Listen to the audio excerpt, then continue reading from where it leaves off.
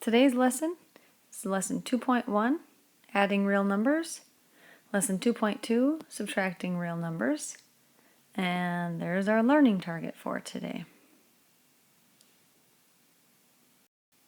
You might remember from last year the rules for adding integers that have the same signs are basically you add the numbers like normal and then you keep the sign.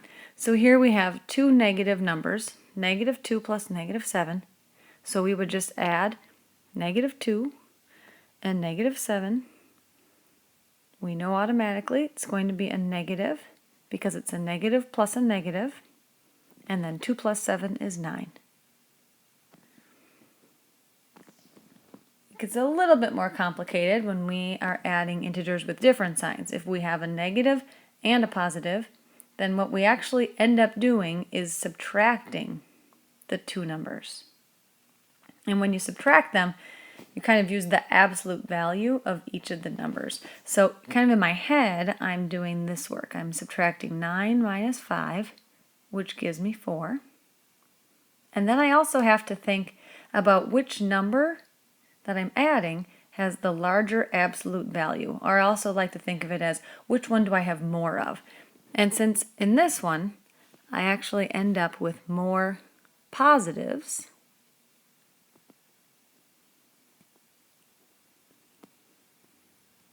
right there, then I'm going to end up with a positive as my answer. So it's positive 4. So let's use those rules to practice adding 12 plus -23. So again, I have one of each.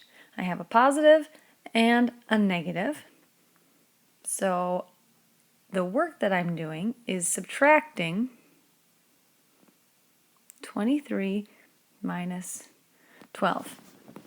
And I always just subtract in the order that makes more sense. It's easier to do 23 minus 12 than it is to do 12 minus 23. That gives me 11.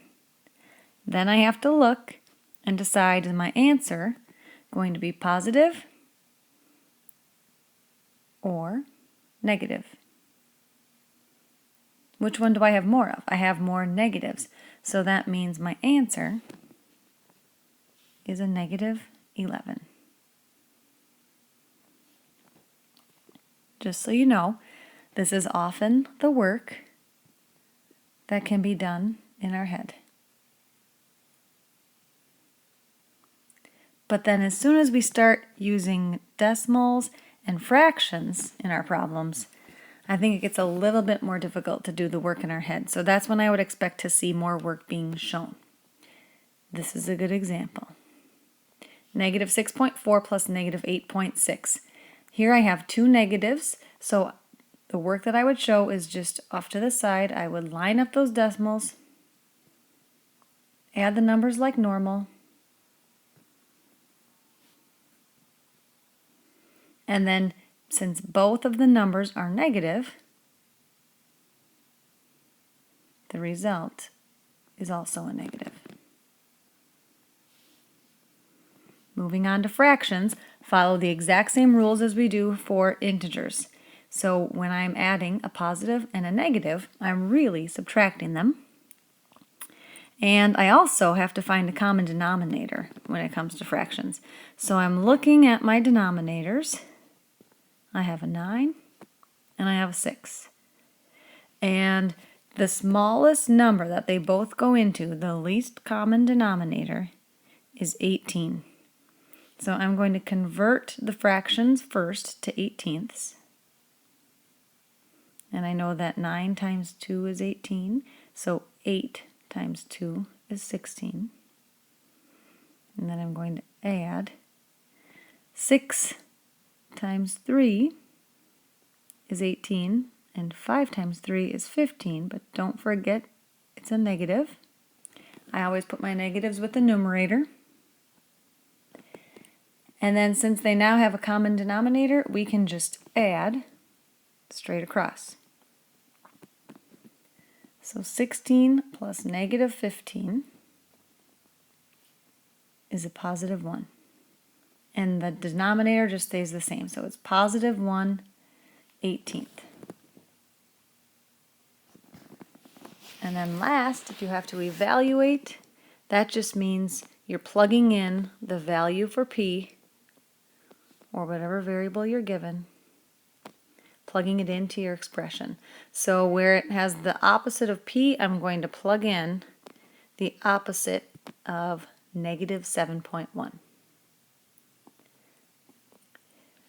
So I'll start by showing my work and writing 8.5 plus, and then the negative in front of the p, you can think of it a couple different ways.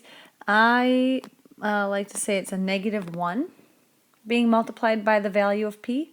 So in this case, that means it's negative 1 times negative 7.1.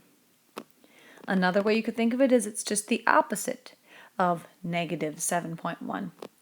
Either way, we'll get the same answer. Negative 1 times negative 7.1 is positive 7.1. And then if I'm adding 8.5 to 7.1, again, I can line up those decimals off to the side and show my work. And 15.6 is the answer.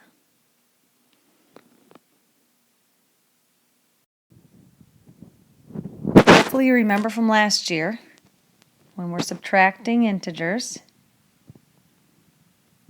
keep change change allows us to keep that first value.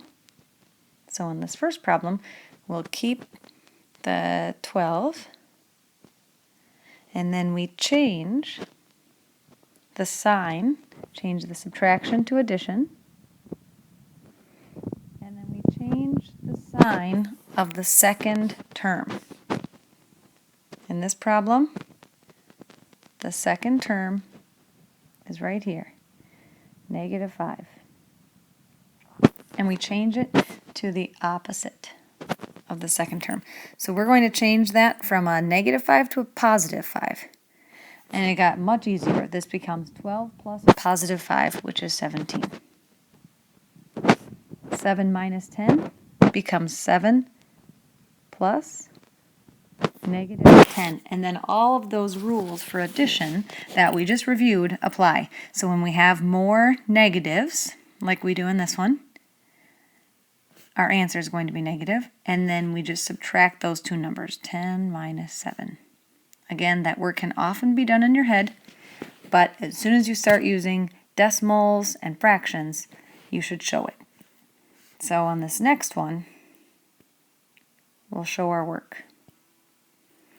In negative 11.6 minus negative 14, we're going to keep the first number, and if it helps you, you can write a K above the first one, write a C above the subtraction sign to remind you to change it to a plus, and then write another C above the last term to remind you to change it to the opposite. And a negative 14 then becomes a positive 14, and now we're adding one of each. We're adding a negative and a positive, which, if you remember, is really a subtraction problem. So since it involves decimals, I'm going to line those decimals up and show my work off to the side. 14 minus 11.6. I put a 0.0 after 14 and subtract. I have to borrow or regroup. 10 minus 6 is 4, 3 minus 1 is 2. And then again, we have to decide, did we have more positives or negatives? Since the 14 is now the positive one, and the negative one is 11.6, we have more positives, which makes our answer a positive. So it's 2.4. And then in the last one, with the fractions, again, we have to find a common denominator. And a common denominator for 3 and 9 is 9. So that means we can just convert that first one. They both go into 9. So convert the first one by multiplying both numerator and denominator by 3. 3 times 3 is 9. 2 times 3 is 6. Minus a negative, and that can just stay 4/9. If we do keep, change, change, then this becomes 6/9 plus positive 4/9, which again is much easier. Now we can just add those numerators. 6 plus 4 is 10. Keep your denominator, so it's 10/9. You can always convert to a mixed number if you want to. That would be 1 and 1/9.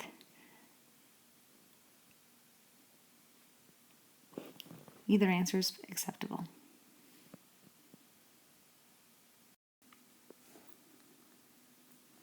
And why don't you try these next 6 problems on your own?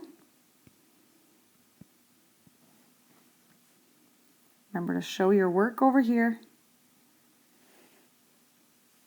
Remember, all fractions should be completely reduced. And pause it, and then when you're ready, start it up again, and the answers will be here.